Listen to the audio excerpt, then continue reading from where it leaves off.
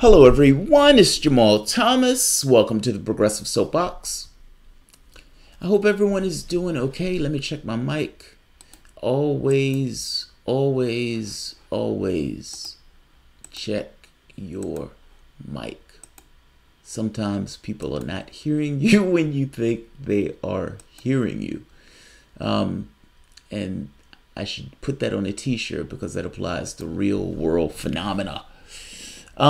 Guys, by the way, this hideous little link at the bottom, the click link for description box for Super Chat alternatives. The entire channel has been demonetized. YouTube is essentially getting stuff for free.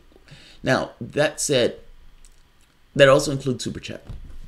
But people can donate using, it's almost like a PayPal alternative. So you click on the link, a little Star Trek icon will pop up and shake and wiggle based upon the amount that you gave. Different denominations give a different shake and rattle. So there's that. I hate saying it. That's not a push. That's just a heads up. It's a difference in those things, but they often sound like the same thing. So this story is not necessarily going to be all that long, but it's an interesting story. Only from the point that I want to make. At least I think the point is interesting, and I think it needs to be heated because I think the point is right. The United States spends twice as much on healthcare as other countries similar to the United States, meaning other industrialized nations. Now you can look at that number and say, okay, well, maybe United States just, they're for whatever reason they're biologically different in a way that they spend more. I mean, meaning they use healthcare more and all this other stuff. Not so much. So let's take a look at this because I want to make a point. Healthcare spending in the United States is roughly twice that of other high-income nations, but all that extra money isn't leading to better health, according to new analysis. A group of researchers compared data from the United States and 10 other high-income countries: the United Kingdom, Canada, Germany, Australia, Japan, Sweden, France, Netherlands, Switzerland, and Denmark. They found that spending in the United States outpaced that of the other nations. Healthcare accounts for almost 18% of the United States GDP compared to 9% or 12.4% in the other developed nations. So they're breaking this down because they can't. If you looked at it and you say, well, wait a minute, the United States is bigger, so yeah, it's going to spend more, but they're doing this by percentage. So for those other nations, how much, what's the percentage that the United States spend on its healthcare compared to those other nations? We spend 18% of our GDP on healthcare. The other nations spend 9.6 and 12.4. We spend a lot of money on healthcare. A lot of money. So much money. Now, right here, let's keep going. But contrary to popular belief, the researchers did not find that people in the United States use medical system significantly more often than their other countries. Meaning, even though it's 18%, that's not 18% because Americans are just willy-nilly spending on healthcare. It's like, oh, I have a cough. I'm going to the orthopedic just for shits and giggles. It's like, well, yeah, that cough has nothing to do with the orthopedic. I don't care. I'm flagrant and I'm an American. And I want my health care and I want to get my knee checked if there's nothing wrong with my knee. That's not that situation taking place. It's not people just frivolously using health care. They use it when they need it. And it's comparable to the other nations that have significantly less or pay significantly less. Let's keep going. But contrary to popular belief, blah, blah, blah, let's see. Use medical. Nor did they find that Americans use the medical system accounts for the disconnect in spending. Underinvestment in social services didn't appear to explain the difference either. Instead, high prices for labor and goods, including drugs, procedures, and administrative services, seem to be the major reason, according to the analysis. Capitalism. Profit. That was the problem. Profit. It's a profit-seeking industry. You have somebody in an industry where Oh, you chop that finger off. Oh, that probably hurts. That probably hurts. Look, we can put that finger back on for you, but it's going to cost. It's going to cost you a lot. I just need you to sign on the dotted line. Oh, you can't use that finger. Maybe your wife or your other. Just sign here. Just sign here. We'll fix that right up. We'll fix that right up. Or an insurance company, for the most part, that's going to charge you an arm and a leg in order for a service. Meaning, if you're, let's say, a family plan, you're going to get hosed. It's a for-profit industry, and it's a for-profit industry in an industry where your failings, your foibles, oh, you got cancer, oh, I'm so sorry, sign here, sign here, just sign here, we'll take care of it. You'll get the bill later, but we'll take care of it now. Nobody asks for the bill in healthcare, because when your finger has been lopped off, you don't care how much it costs to put it back on, you just want them to put it back on. This is a for-profit industry, in an industry where you're at your worst, at your weakest, and where you can be exploited the more readily. They give an example. This is awesome. I love this. Prescription drugs, for example, in the United States were consistently higher than those of other countries, sometimes commanding double the next highest cost. Medical procedures were similarly overpriced in the United States, and American medical professionals also make significantly more than their peers in other countries, according to the paper. That's on us. We're paying for that. When you get cancer, these guys are getting another house. When your insurance company raises rates, or when you have to pay a rate because all of because Obama passed a healthcare plan that shoved everybody into insurance companies, meaning everybody has to get a private insurer, they get another yacht. They're making money hand over fist over your failings, foibles, fuck-ups, breaks. Now, here's the catch. If they were making money hand over fist, and with the money that they were making hand over fist, they could say, look, yes, we are making money hand over fist. This is a medical industrial complex. We are making buku bucks in comparison to the rest of the nation. You're paying twice as much. That is true. But your quality of care is profound. It's almost hyperbolic to say, but it's not. You're being treated by the gods if you're in America. The problem is that's not true either.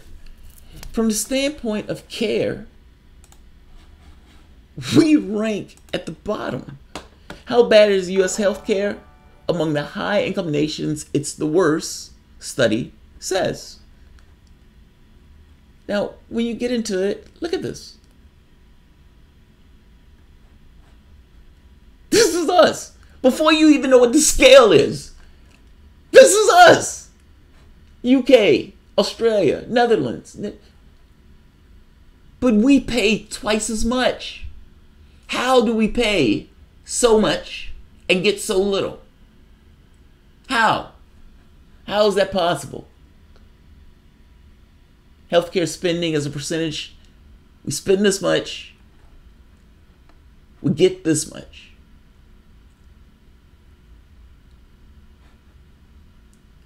I want to make that very clear. I'm trying to nail that down. The amount that you spend does not necessarily correlate with what you get. There's a difference in those things. The very point that you spend the money doesn't necessarily mean that you're getting what you're spending the money on to the degree that you believe you're getting it. Put a pin in that. Now, today or yesterday, Trump gives $717 billion defense bill a green light. $717 billion. Interestingly enough, NBC News ran the story. Trump signs military spending bill named after McCain but doesn't mention him. In a military bill that's spending $717 billion, the thing that they found most interesting was that Trump didn't mention John McCain. Fascinating. $717 billion. Like, wrap your head around this idea of spending $1 trillion for the military. We spend, of course, number one, this was last year. The closest is China with $228 billion. Next is Saudi Arabia. We give them weapons, they give us oil. Now, the reason why they are number 3 is because we give them tons and tons of our weapons. So does the UK. Next one is Russia. Russia spends $66.3 billion. Now, so we can put that in perspective, the increase in the military budget of the United States last year alone was more than the entire budget of the Russian military. And yet, we're saying that this is a threat and that there are enemies at our gates and that there are barbarians at our shores. We've increased our military budget $717 billion, and there's not even a clear defined enemy that warrants this money. Please tell me you understand this is lunacy.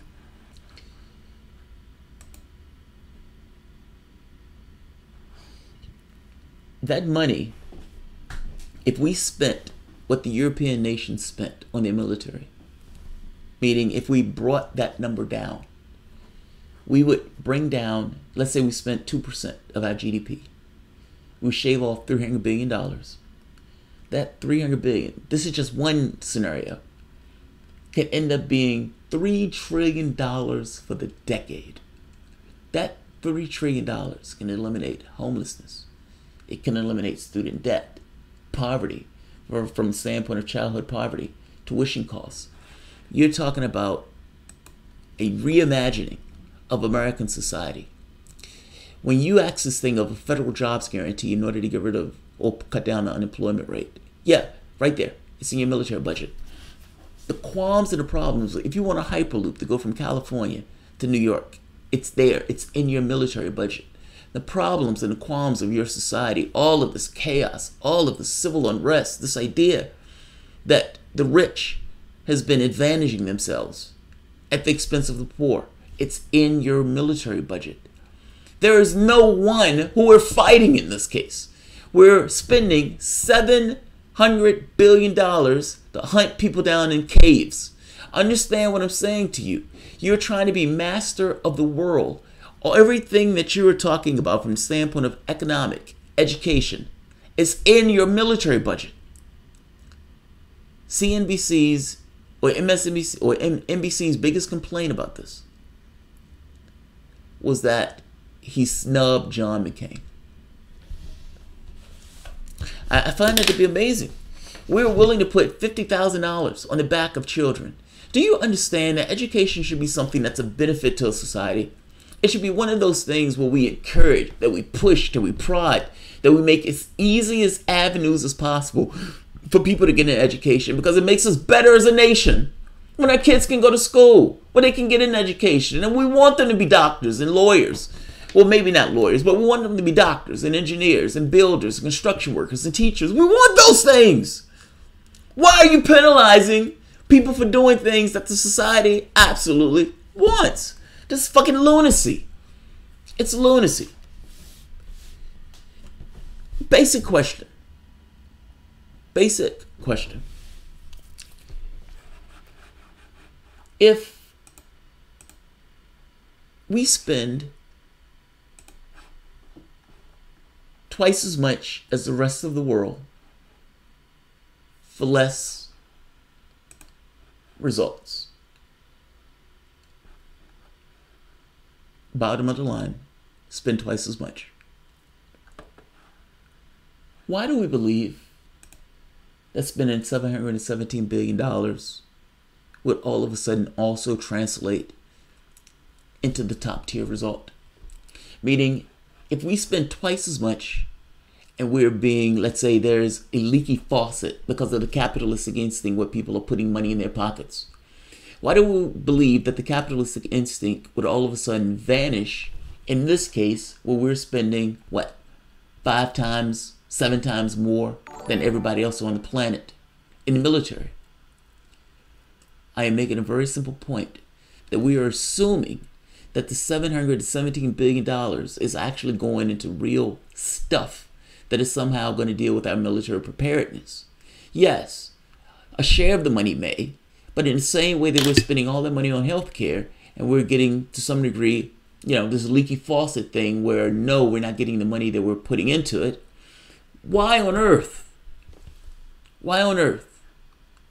do we believe the military will be spared from this particular capitalistic hands in pockets, get as much as I can get out of the process effect? I can give you 2 examples. I worked at a company where, let's say they were doing widgets. And let's say in producing the widgets, one of the guys comes up with an idea and says, hey, we can put insurance on these widgets. That's a good idea. Now, when we put insurance on these widgets, we can get people to buy this insurance on those widgets. Now, the interesting part here is this idea had, let's say, an underwriter who had an underwriter who had an underwriter. So because all of these things had underwriters and had their hands in it, what started off as maybe being $2 ended up being like $16. Nothing else had happened in the process. All of it was just paperwork and just people underhandedness, going about their way, creating a buck out of something that didn't need a buck, and essentially adding and inflating the price to the end consumer. So when that person bought it, all of these hands all of a sudden had their part in this process. I don't see why that would be any different. That's essentially the same thing they're describing for the hospital scene. I'm in a hospital, a doctor comes in, he takes my blood pressure, I get a bill later on for some ridiculous amount of money. I'm like, where does this bill come from? Oh, you mean the guy that just randomly walked into my room and took my blood pressure? Yeah, that guy all of a sudden is now sending me a bill. They pad the bills.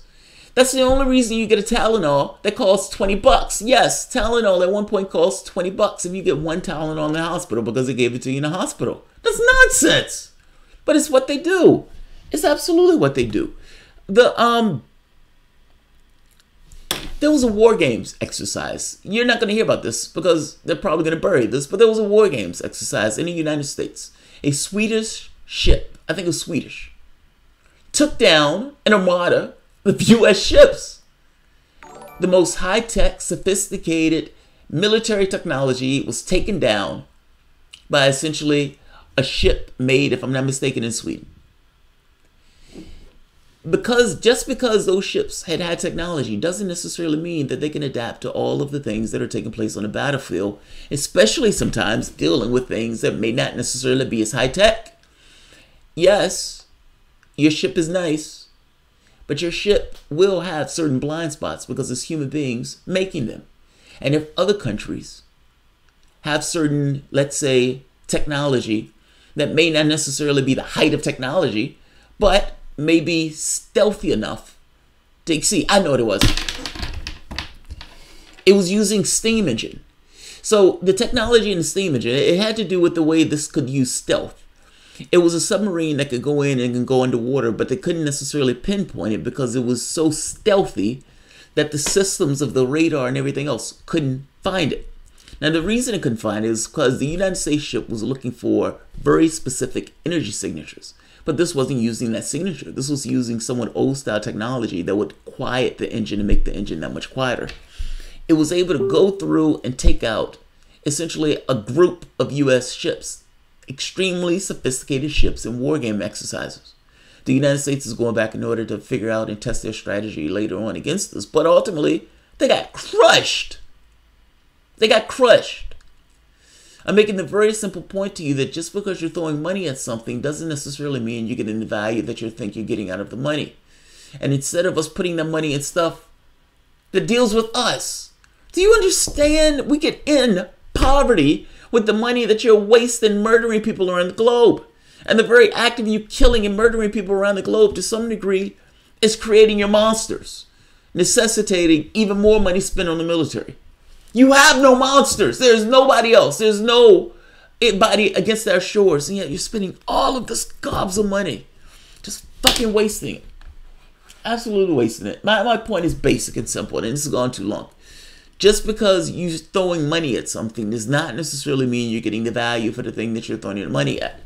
And just like us in healthcare, where we're not getting the value for the healthcare, it is possible that the same thing is true for military, and there are people with their hands all throughout this process that is extracting money from the process. That's my point. It's fucking aggravating. All of this money. You have all of these people living on the streets. All of these people like utterly homeless in California. And look at all of this money that they're throwing into killing people. It's amazing. Absolutely amazing. French socialists. If you want to know more about the crisis in Turkey from the standpoint of monetary economics, you should check Michael Roberts' biography. I may check that out. You can get him on the show. I may check that out. That's a good idea. Tony Stark. Clearly, we're looking for Tony Stark because Tony Stark was able to build this in a cave with a box of scraps. Iron Manning. That sounds like Balthazar. Rob, can you invite Michael Norman on the show to talk about the Turkey's currency crisis? His economics and trade. He is an economist in trade and a master level on currency and analysis. Hit him up on Twitter at Michael Norman. I will do that, Rob. I've been looking for somebody to talk about the Turkey crisis from an economic standpoint that goes a little bit beyond the political standpoint. Because what's happening is fascinating. And I would say the last thing they want is for Turkey to go bust and implode. They're supposedly an ally of ours. I'll hit him up, Michael Norman. And the worst part is we've set up a system where the military has to overcharge for supplies just to stay up to the budget, lest it get cut the next year. And all Congress has people who are employed in the military industrial complex. Bernie has an F-35 workers in Vermont. You make a really good point. If you have companies in your district, you're less inclined to cut the military budget. At that point, the military budget becomes one of those, it's like, are you going to lose jobs in your area?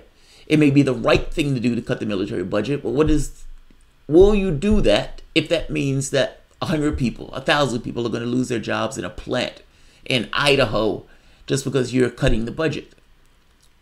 It becomes more difficult to do. Necessary, but more difficult. This also gets to be somewhat of a defect in our system. The military is not meant to be a jobs program. Full stop. The military is not meant to be a jobs program. If those people want to be in the military, they want to do something good for their country. Good, let them do something good for their country. In the country, not blowing shit up. This gives me more of the reason for this idea of a federal jobs guarantee.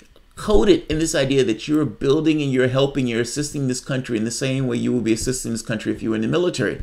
The only difference is you're not murdering people. You're actually doing something to the good. You're doing something to the good. Build a goddamn Hyperloop going from New York to California. If you want to spend money on something, hey, there's a task.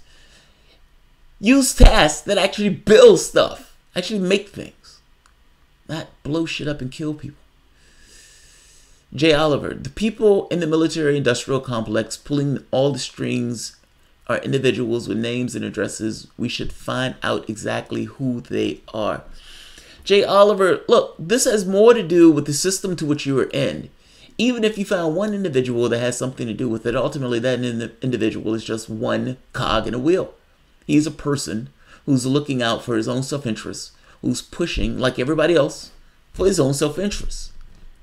This is my issue with the system itself. It's like, even if you took one guy out, there will be another guy to replace him because there's an incentive in the system to replace that guy and do whatever that guy was doing to propagate the system the way the system is being propagated. It's systemic. It's not individualistic, if that makes sense. Yeah, I get mad at individual people, but ultimately it is the system that you're in. If you're in a system that gives some level of incentives to behave a particular way, there may be some who push back against the current. Most people float to the lowest energy level, which means that lowest energy level is going with the flow. They're going to take the cash. They're not going to care about the societal externalities. They're going to go about it their way. earning their ends.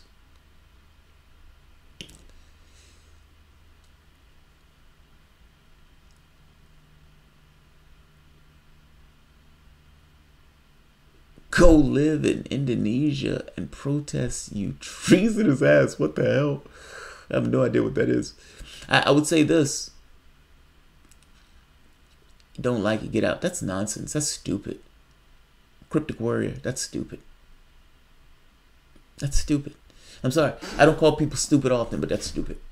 You're in a country. You have all sorts of people in the country, and that country pushes.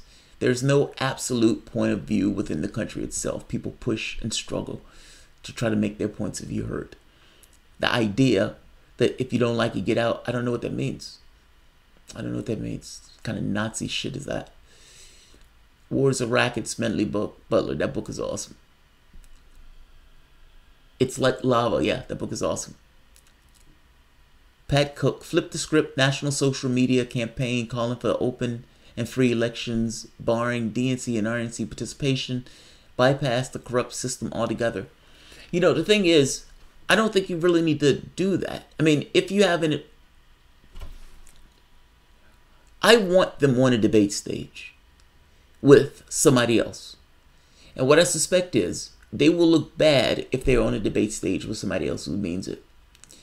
The problem is, you have a power center from the standpoint of mainstream media because they could put millions of dollars within mainstream media. They just dump money in it. Well, at that point, somebody turns on the television. Well, you have, television. It's going to be mainstream just by virtue of it being accessible to, for the most part, the country.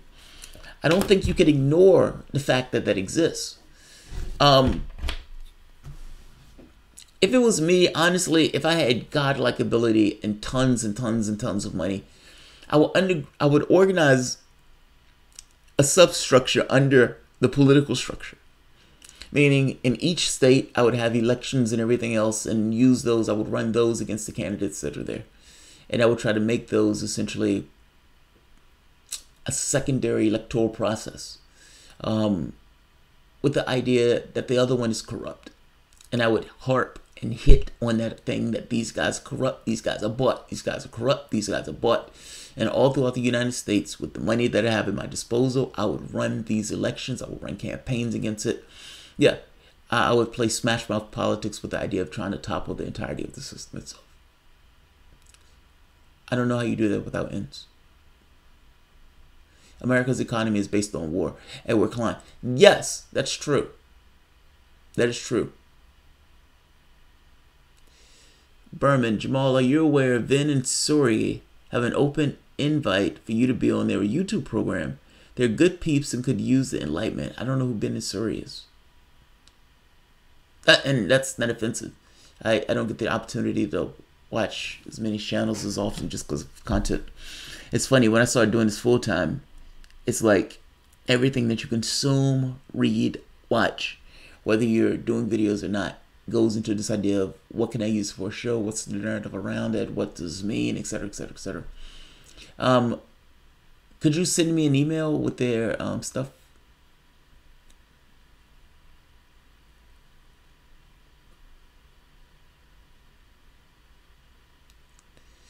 Please don't be mad at me. I'm not gonna be mad at you. Make your point. Pirate is like a lava. Seriously, dude, I like Wars of Racket. I was being facetious because seemingly every leftist recommends. Oh, every leftist. You know, it's funny. I think every leftist recommends it because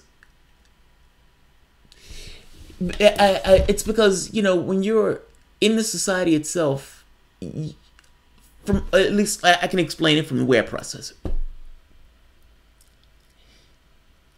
If I stump my toe, it hurts. Have you ever stumped your toe? This shit hurts. Beyond stumping your toe, have you ever had surgery where somebody cuts into you and you're healing and everything else? That shit hurts. It is profoundly painful. What about something where you break a bone or break a limb? That shit hurts. Pain binds us to this particular existence. And pain makes the shit real. It makes everything seem that much more real. It makes you that much more present. I think about that when I think about wars. Because I think about the consequences of those wars. What does it mean to be a mother who loses her kid? What does it mean to be a mother who's in with a bomb that goes off, and you're watching your kid die a few feet away from you, not being able to do anything about it? Or what does it mean to be a person who's in a situation where they're starving in a war zone, at the whims of various countries that have invaded your country? I say this to say that even on the best of terms, you being a good person matters less in war zones and may even end up getting you killed. These are horrendous situations that human beings are being put into. And yeah, horrendous situations from the standpoint of the moral qualms that it creates. I'm going to starve. My kid is going to starve. Otherwise, I'm going to shoot this person and I'm going to take their food. Do you let your kid starve, or do you hit that old person and take their meals? Or for that matter, like I said, the pain of dying or the pain of laying in some kind of bomb. You've done nothing wrong. Imagine for the moment you're on YouTube. Let's say you have a video thing on YouTube and YouTube gives you a copyright strike for something that you don't deserve a copyright strike for. Or let's say they take your channel down for something you don't deserve your channel being taken down for. You feel injustice. You feel this is unfair. Magnify that to an infinite degree and having somebody you care about snuffed out by a bomb from some foreigner.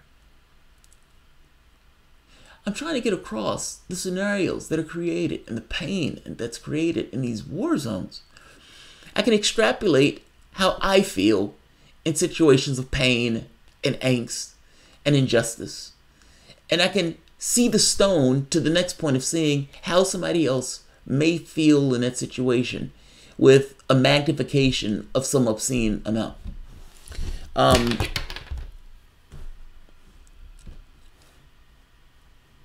I recommend, and I think people recommend Wars of Racket because they look at it and say, that much chaos and pain is being created and generated for somebody else's profit. That somebody else's wealth and profit creation, something that's not even fundamentally real, is being leveraged and hefted against pain. Against pain. I recommend the book because when I think of war, I think of pain. And so it's like they're doing this for something that's not even real. It's obscene. The book gets it across in this great, amazing way that's succinct and full of his own experiences of, this is how I know this to be true because this is what I experienced in these campaigns. I was there. I know better than anybody else. This was my job for God knows how many years. The book is great. I love the book. I love the book.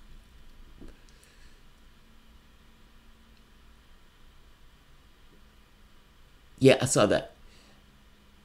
Top Facebook executive Campbell Brown threatened news publishers' refusal to cooperate will leave, revitalizing journalism down the line. I keep saying we are in a new climate. We need to acknowledge it. We need to acknowledge it. I've seen some lefties make this argument that it's okay for Jones to be taken down and everything else. My argument is not about protecting Jones. My argument is about protecting my own ass and protecting theirs. Jones will not be the last one. And as you've seen, what you just said, you play ball with us, otherwise you die on the vine. This is our company. We're private interests. We can do whatever we want. We shape reality the way we want. Twitter, all those companies now have this level of influence and leverage that we've allowed. We need to stop allowing that. There needs to be an extension of the First Amendment that goes to this thing of either a fairness doctrine or, I say both because I'm saying the fairness doctrine should have never been removed in the first place. Or some version of that for online, but also a protection for people who are doing content or news or commentary. The idea that these systems at this point have become public discourse is now taking place on private companies. Fair enough. That's not necessarily great because those private interests or private companies can do whatever they want. They now have overwhelming market share. This idea of you should go to another site becomes somewhat nonsense. There needs to be some level of protection for people who are doing content and for people who are giving opinions. that they won't necessarily be erased, taken down just because it's an opinion that the company or the platform doesn't like, under or within certain democratically chosen guidelines. If I walk into a pie shop, you can't say I don't serve Native Americans, I don't serve blacks. And I'm saying maybe we need to start thinking about having something similar from the standpoint of content and commentary. Some people disagree with me on that, but I am willing to have that conversation. All right. I have another few of these that I want to do. I try to get at least 4 videos in a day, but I think I've done 3. Gotta be honest, I didn't like the ones I did earlier. Let's see. There was another one. Right here. Oh, yeah, you said that part. Yeah, look, the system that you're talking about, the Ponzi scheme of capitalism,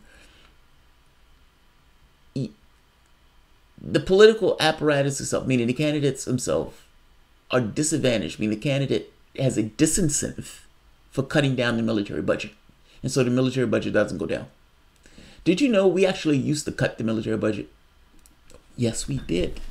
We even had a Republican president who said it was better to pay down the military debt than it was to give, essentially rich people, millionaires, billionaires.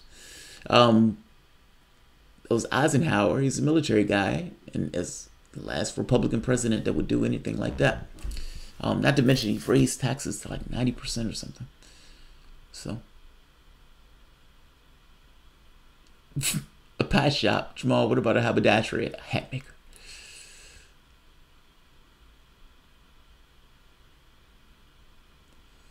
Yeah, Redacted tonight did an amazing episode on how America's it's a Ponzi scheme. It is a Ponzi scheme. I can't get Streamlabs to work. Let me buy a t-shirt. Democrats give a shit. Oh, that's not mine. I can't let you buy that one on mine. That's not mine. That's not mine. I can't get Streamlabs to work. Let me buy a Democrats give a shit. Honest Tom Perez t-shirt on your website, please. I would have to make one. I would have to find one. There was one where this guy had made a, but that wasn't mine. That wasn't one of that wasn't mine. That was somebody else's t-shirt. That shirt is funny though, right? That shirt is hilarious. That shirt is hilarious. Yeah, Streamlabs. Not everybody can get PayPal thing to work, unfortunately. Oh, who did this? Did you hear Kikkoman tried to inflate its soy sauce stock share by adding cheap lemon to dilute it? They were charged with making a Ponzi scheme. The sad part about this is I'm reading that, and initially I'm like, holy shit, that's wow, that's amazing. And then I'm like, okay, he's having to go at me. Did you hear that Kikkoman tried to inflate his soy sauce stock share by adding cheap lemon to dilute it? They were charged with making a Ponzi scheme. A Ponzi scheme. Baltazar. It's fucking hilarious. I first read that and I thought he was right. I thought he was being serious at first. Make shirts with your iconic quotes. I've been doing some of them. So my thought, I just didn't want them to be. One was I love the bitter enders. That's one of my favorites. Just so you know what he's talking about, because people are like, what the hell is this guy talking about? I've started adding t-shirts to my store. I even have an artist who's going to help me with some of this. But right here. Last refuge of the bitter enders. I gotta be honest, this is probably one of my favorites, even though I don't like that color. Right here. One of my favorites. There's also one for women that I like that turned out much better than I ever envisioned. Right here. Now the reason I like this is not because of her. She is attractive, but there's something else. Fantastically adorable, Guaranteed. Now the question that I asked here, and I was sitting there laughing my ass off at this, who's guaranteeing this? Like, who's the person that's guaranteeing the fact that this is fantastically adorable? Anybody can be wearing that shirt. It is impossible to guarantee that somebody is fantastically adorable at the point where, point of sale. I thought this was an awesome, this kind of euphemism for capitalism or advertisement in capitalism. Hey, we're commodifying adorableness. It's the commodification of adorableness. That's what I thought. And in the commodification of adorableness, there has to be a smart capitalist that comes along and says, hey, I will guarantee that.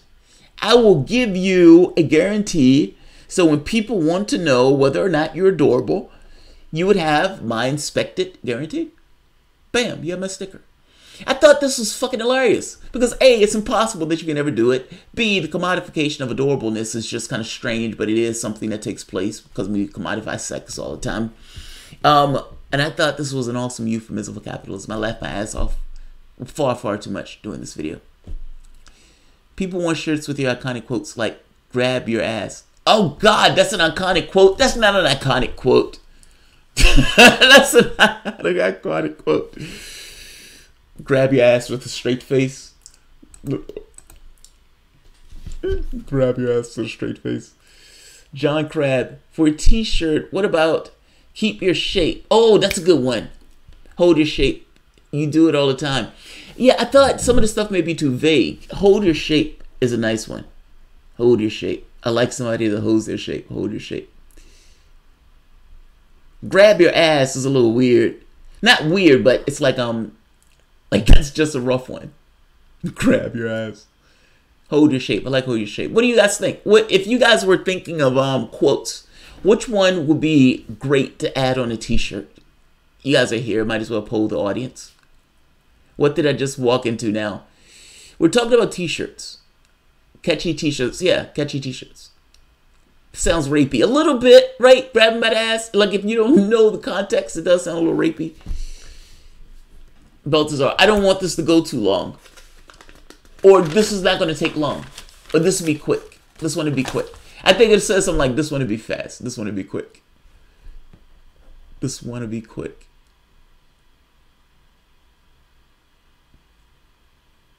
Make a politician with, oh, that's hilarious. Make a cartoon with a politician grabbing ass with a straight face. Nobody is going to know what that means. Nobody's going to make them know what this means. Hold your shape. Yeah, it is hold your shape. I want to keep this shape. Hold your shape, and I'm going to keep this short. I'm going to keep this short. It's not bad. I'm going to keep this short. I'm going to keep this short. Or this will only take a minute. I like that. This will only take a minute. Yeah, I even like that better. This will only take a minute. This will only take a minute. Yes! Exclamation points. Oh, that's a good one too. I'm going to end this here. Sitting on the moon. If I was sitting on the moon. But see, I always think like, does people know what that means? I want to end this here. Oh, yes. All right. So, yes, with exclamation points. And then another one that's fucking amazing. You know what's funny? I think I did a t-shirt called That's Fucking Amazing. I don't think I aired it because I thought the cursing might have been too much. But that's fucking amazing. That's fucking amazing. And let's see, what's the other one? I'm taking advice because I gotta be honest, I'm not. Socialism is coming. Just be patient. That one actually sounds funny, but I've never said anything like that. I want to end this here. That's what she said. Yeah, these are t-shirt ideas. Austerity cannot defeat prosperity. That sounds like some Nina Turner essay. This has gone on too long. That is something I would say. I'm going to end this here 2 hours later. Yeah, this is the funny part, right? I'm going to end this here. And then 2 hours later, put that in quotes.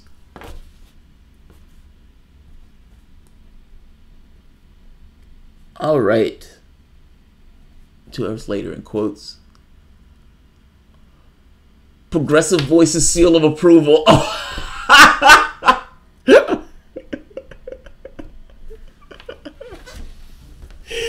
Oh, I can't do that. I can't do that. God, I can't do that. Oh man, I can't do that. That would be too much of a dick move. That would be too much of a dick move. But fucking funny. Progressive Voice approved. Oh God, that would be so funny. That would be so goddamn funny. Haberdashery shirt. Haberdasher. Haberdasher.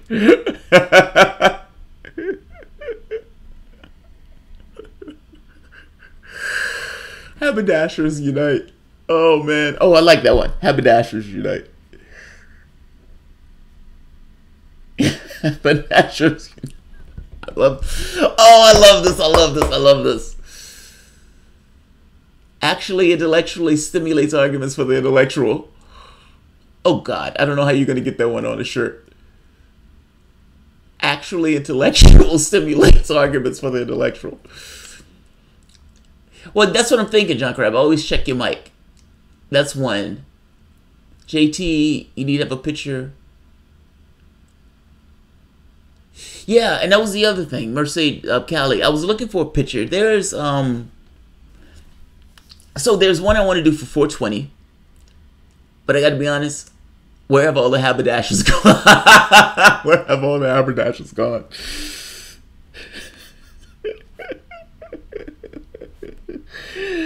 Oh God, that's hilarious. Where have all the haberdashers gone? Haberdashers. Ah, man. That's hilarious. That's hilarious. Where have all the haberdashers gone?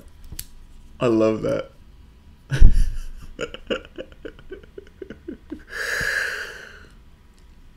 What would Picard what would Picard say? Put a soapbox on every shirt. Yeah. That's a good point, Klein. Because on one of the early ones, it was like, how do people know it's me? What would Picard say? I like that. What would Picard say? I like that. What would Picard say?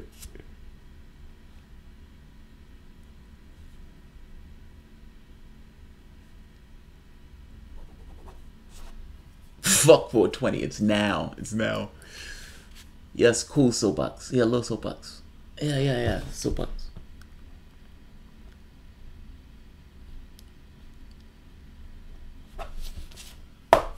I love that. I love that. I love you, Jamal. I just try to push you hard. I feel you. I just massively disagree with you about the leave the country if you don't like the country. That's some fascist stuff. Of course people are going to fight and bump heads. Just put your picture on a Make America Great and get over with. Whatever. Just put your picture on a Make America Great shirt and get it over with. It's not a binary choice, man. It's not a binary choice. Anna's nose job. I am certainly not doing that. You know what's funny? The idea that's tripping me out the most is Progressive Voice approved. Like that shirt called Progressive Voice approved is hilarious. It's completely hilarious. Good wins in the primary. Oh, really? I have to check it out. The primary. I knew that. I think it was like 2 primaries tonight. I did hear Kobach, unfortunately, took that slot. They gave up the race against Kobach. Talking about a swamp monster. Teach how it's fascist to say that. I thought it was freedom. You mean to silence dissent? Or to tell somebody to get out? Either take my way or the highway? It's not freedom. Oh, you mean to leave a country? But you're not really leaving on your own fruition. You're leaving because you're being kicked out because a person didn't necessarily agree with what was being said. Rachel Maddow, Russiagate of the World Unite. Oh, that would be a good one. That would be a good one. with a picture of Rachel Maddow in the background. Russian Gators of the world unite. A progressive told me to wear this t-shirt. I think I like that one. But maybe not progressive. A lefty told me to wear but nobody knows what lefty means in that case. You have to say progressive. You're right. Have you seen my email?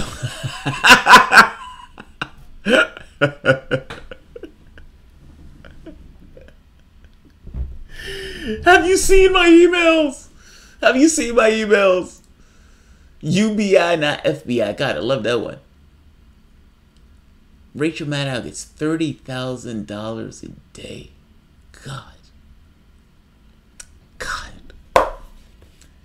How many people would that feed? Jesus Christ. Like, most people don't have $500 in the bank. Like, the majority of people don't have $500 in the bank. And she's getting $30,000 a day. Wow. Wow.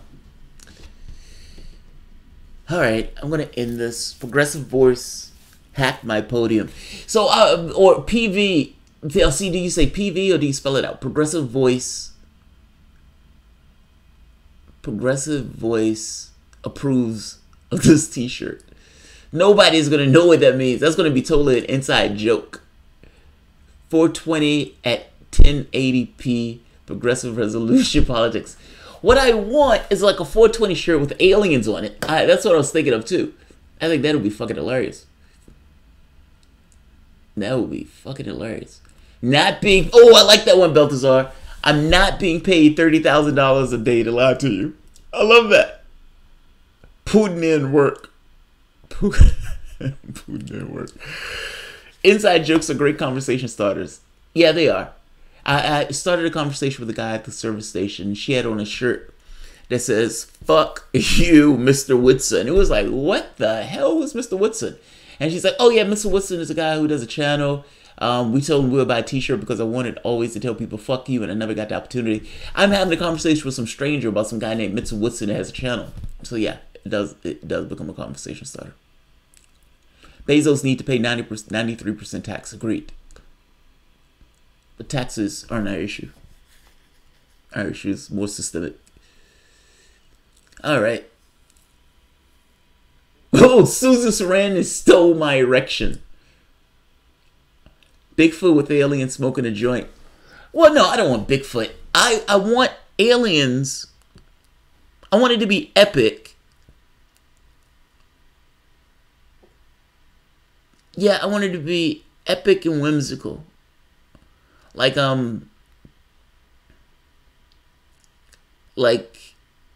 yeah, I don't know what I want it to be like. I gotta be honest. Come here, Space Brother graphic. Yeah, Space Brother. Yeah, something like that. JT hugging an alien hard. Now, see, that's a great one. Because I always said that if an alien came to the planet, the first thing I do is grab him and I'll hug him and be like, "Welcome, Space Brother! Welcome to goddamn Earth! Welcome to Earth!" As I cry and weep, welcoming my space brother to Richmond, Virginia.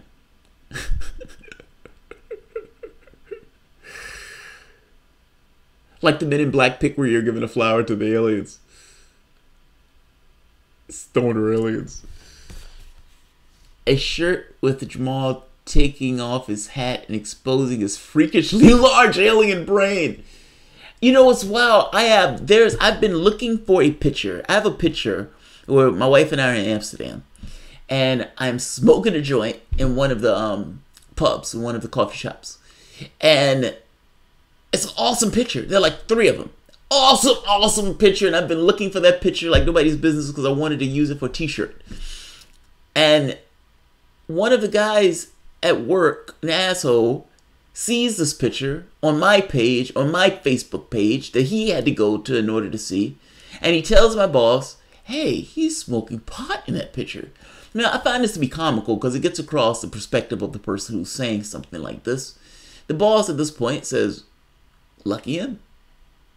Lucky him. That was when I was working at the company. Lucky him. I have been looking for that picture for the life of me. Could not find it. An alien, Picard, Bernie, and Jamal smoking a joint. Oh, God. That's hilarious. What about an open soapbox with Jeremy Corbyn's head popping out in progressive... Who's going to do that? Who's going to do those graphics? Jamal is a shill for the truth. Truth is perspective, but I appreciate it. Alright, I'm going to end this, because at this point we're just fucking around. 420 Picard. Alright, guys. Thank you guys for showing up. What about the 99% soap bar? 1 bar to wash them all. That's not bad. 1 bar to wash them all. With a UFO flying in the background. There's a gentleman that's going to work on doing graphics. But I'm going to use some of these things. So I appreciate it. This is awesome. The haberdasher one trips me out like nobody's business. Haberdasher. Unite the haberdashers. Well, where have all the haberdashers gone?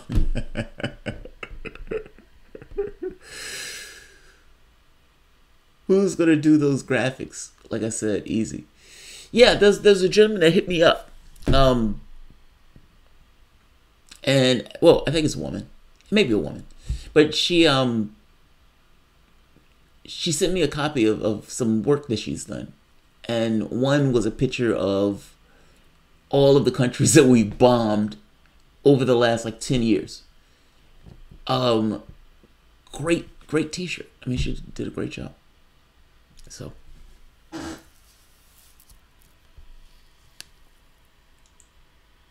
Alright, guys. I'm going to end this here. Thank you all. So all of them, well, it may not be all of them, Jean Doe, but it may be a few of them. I've been writing down some of this stuff, and I'm going to use some of the stuff that I find in the video itself. So I love this. It's phenomenal. Live long, and progress and prosper. YouTube demonetized my dog. I wish it was just my dog. Unfortunately, it was the entirety of the channel. I gotta be honest, man, that shit hurts. Like, it makes you suspicious of reality itself. When I just to give some background football that has nothing to do with anything, just me talking to my audience, as if we're sitting beside each other, and you pop out a joint or something, somebody else pops out alcohol, somebody else pops out a bong, somebody else just sits there. They're outsiders. They don't necessarily want to be a part of the process because for whatever reason they were raised in a way that they hated marijuana. They stepped on a marijuana plant. It went in their nose as a child. They never got over it. And they've been spiteful against marijuana for their entire life.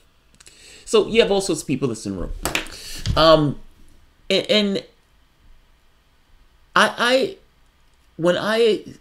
last year when I started this channel, I was doing 2 things at once. I was working and doing the channel.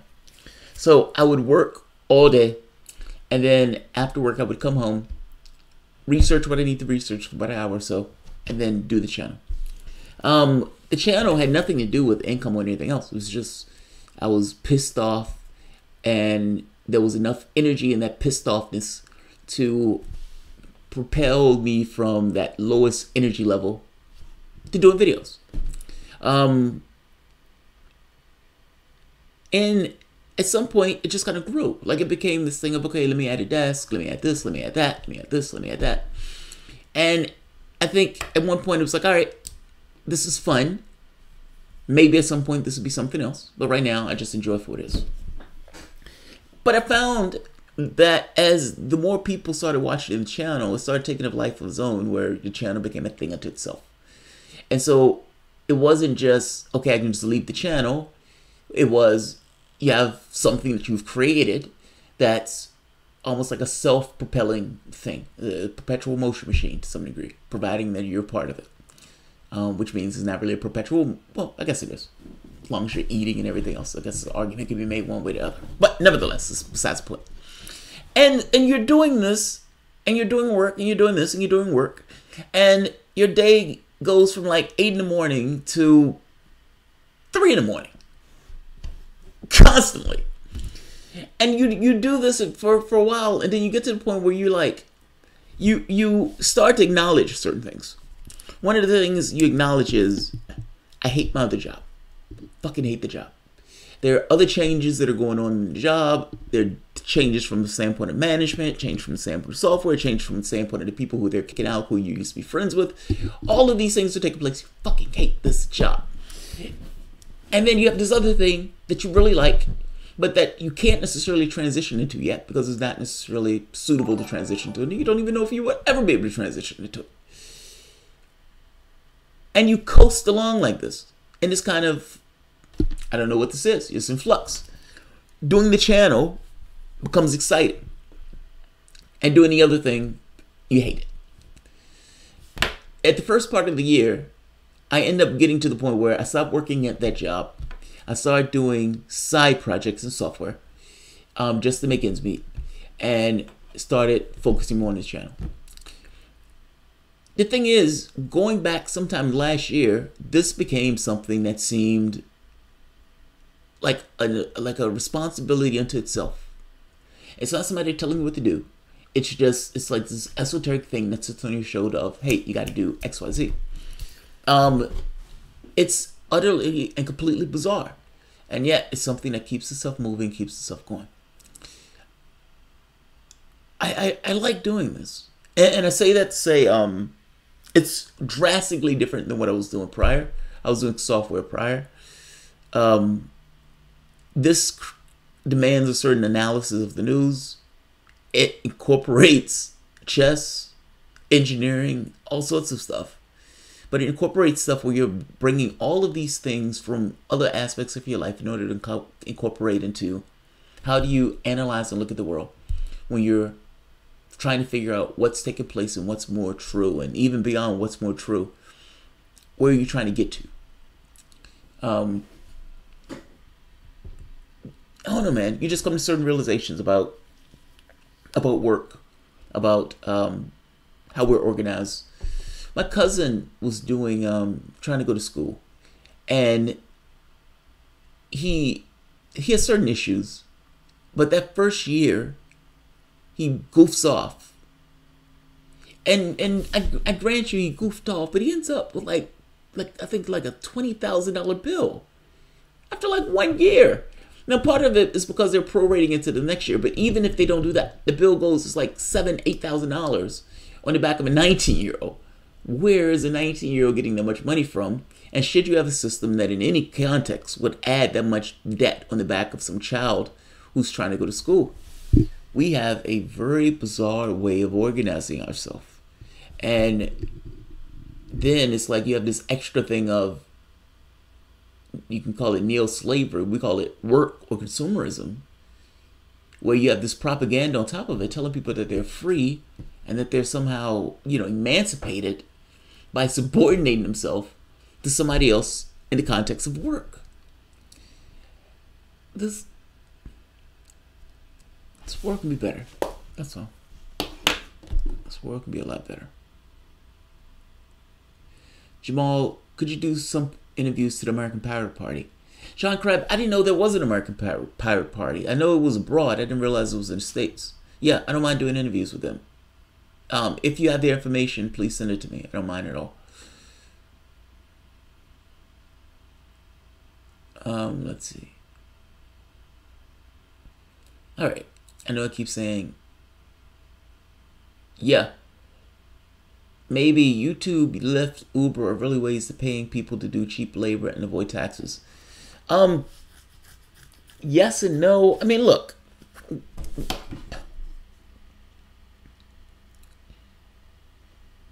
I don't think there should be any situation where you allow poverty in your system. Now, the reason I say that is because poverty to some degree is violence, and beyond to some degree being violence, if you allow that, you're going to allow other, let's say, defects in your society. You're going to get an increase of crime, an increase of health issues, an increase of drug use.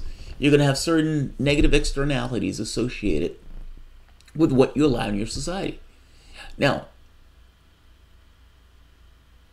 I say that to say, we as a collective can make certain choices about how we arrange and organize ourselves. And depending upon that arrangement, there will be certain consequences associated with that arrangement. The way we've accrued ourselves now, our world is essentially a representation of that accrual. But that's funny. The power party is in my area. I did not know that. I did not know that. And I totally lost my train of thought. Oh, I know what I was saying. The problem is not the new technology. So two things. Lyft and Uber are temporary. At some point, they're going to get rid of the human element, and those cars are just going to be automated going around. YouTube, that's not necessarily temporary, but we need to do something in order to protect the artists on the channel. That's that point. Technology is not the problem. Technology is the solution.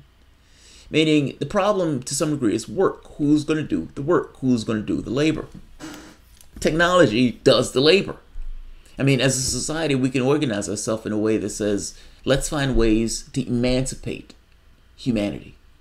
Let's find ways to allow robots, to allow technology, machines to do the labor and serve humanity. We don't do that. When we do that, we allow that power to be held by 1%, in which case you create this dynamic where labor is fighting technology because labor knows that that technology is going to be used to essentially attack the wages of labor. This is not a technical problem. This is a societal problem. Or you can say a societal problem in a technical sense. Let's say it that way. Meaning the way you're organized is creating a pressure from the technological standpoint to the labor standpoint, a pressure that shouldn't exist. And the angst here, the problem here, is purely the way we're looking at it. It's like, you know, the elevator is not bad even though the elevator person lost their job. Cars are not bad even though the horse and donkey person lost their job. Now, let's say cars are a pain in the ass. They should have been buses and trains and public transportation and everything else. There was a little hokey associated with how cars became what they were. But you get my point. Technology should be the thing that's freeing humanity, not the thing that's attacking humanity. Those checkout counters at the store should be a good thing. Free up humanity. Amazon having the ability to have those groceries delivered. Well, you get to a point where you don't even need to go to the store anymore. But again, that depends on whether or not how much labor is going to be lost in that process. And that money is not going towards everybody else. The money is going into the hands of a very select group of people. Think of it for the moment. If your society, if you had the capacity to go into your phone, get in, dial a car comes to your house, it's solar powered, it takes you from point A to point B. It drives all around the town all day until something is wrong with it, in which, maybe a month, 2 months, 3 months. But up until that point, because it's an EV, solar powered car, it just goes. Don't need a driver. Now, hundreds of thousands of drivers all across the United States lose their jobs. The problem here is not that they lose their jobs. The problem here is that they don't have anything to pay themselves. They don't have anything of subsistence. Our problem in our society is one that we allow people to go without their needs. That this idea of whether I'm not going to eat, sleep, have somewhere to stay, all that stuff is purely dependent upon my labor. It shouldn't be that way.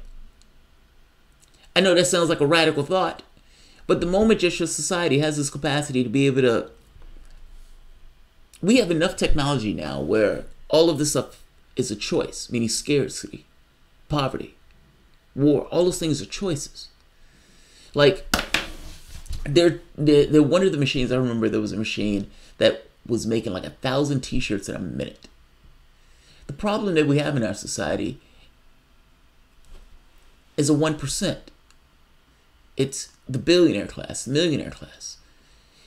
You have all the resources in your society to make sure that everybody in your society, meaning the world, has the things that they need. You can't have that if you have a billionaire 1% that hoards the overwhelming majority of the resources for themselves. I'm saying it needs to change. It needs to change.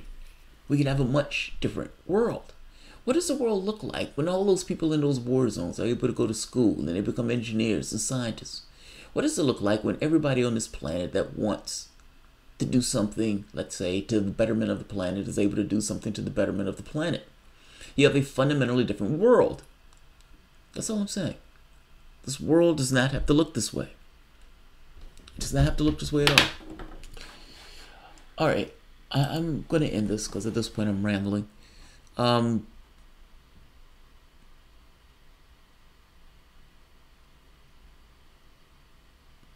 T-shirt idea.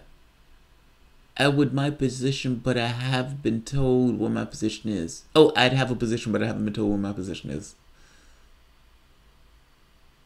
All right. Thanks, guys. I see, but I may see you shortly, depending upon whether or not I can sleep. My mouth is feeling heavy, so maybe not, but maybe. Depends on what the next story is. I do remember having 2 or 3 stories that I had on the queue that I didn't necessarily get to. So we'll see. All right, guys. Have a good one. Oh, and somebody else gave... Guys, I know the thing at the bottom is a pain in the ass. It's one of those things, they put me in a penalty box. I don't even know necessarily what the penalty is. I just went through deleting videos that had any level of I don't have any copyright strikes. So it's not like, you know, this video had a copyright strike, I can get rid of it. There are videos where the owner shares or takes the revenue, which I don't necessarily care about. If I want to show a video, I want to show it. I don't care, you know. If they gave me a heads up that the owner didn't like it, I would remove it. So I don't have any negative videos in that way. I don't necessarily know the video that they're talking about. So I went through and got rid of, I think, like 2 or 3 videos that may trespass on that line, even though I have no fucking clue what those lines are. There was one with Real News Network with Booz Gowan that I was kind of entered back and forth in as I was showing the video. But none of that was a copyright strike. None of those things were, you know, offenses or fouls. At least nothing that I was aware of. It was something that all of a sudden this kind of subjective line that they've created. Nevertheless, I'm in a penalty box. I have to, you know, pour a little bit off the side for the people who ain't there. I'll walk the prison yard barefoot. My knuckles tattooed. Hard time. That's what I'm doing. With a do-rag. Ass clenched when taking showers. That's what's taking place. So yeah. Be honest, or I destroyed Progressive Voice and all I got was this t-shirt. Oh, I love this. Be honest. Be honest. Be honest. Be honest. Exclamation point. But see, I can't say I destroyed Progressive Voice. I never got into an argument with Progressive Voice. I just did a video about something he said about attacking somebody I'm friends with. Did you hear that Kiko Man tried to inflate the soy sauce stock shares by adding cheap lemon or dilute it? They were charged with making a Ponzi scheme. God, that's fucking hilarious. That's fucking hilarious. All right, guys. Oh, by the way, for all of the patrons, make sure you give your suggestions in for tomorrow. So Wednesday, I think it's, you know, I start making people aware, and Friday at 5 p.m. we do the actual video itself. Meaning the people who are, it's for everybody, but essentially at the end of that video it gets unlisted and put in for patrons only. And then there's a t-shirt drawing. I pulled the other t-shirts. The t-shirts probably won't be finished until next month. Maybe even October, but definitely within September to October. So, all right, guys. You all have... Oh, that's funny. You're getting way too complex in these t-shirt ideas. Way too complex. All right. Y'all have a good one. Thanks, guys.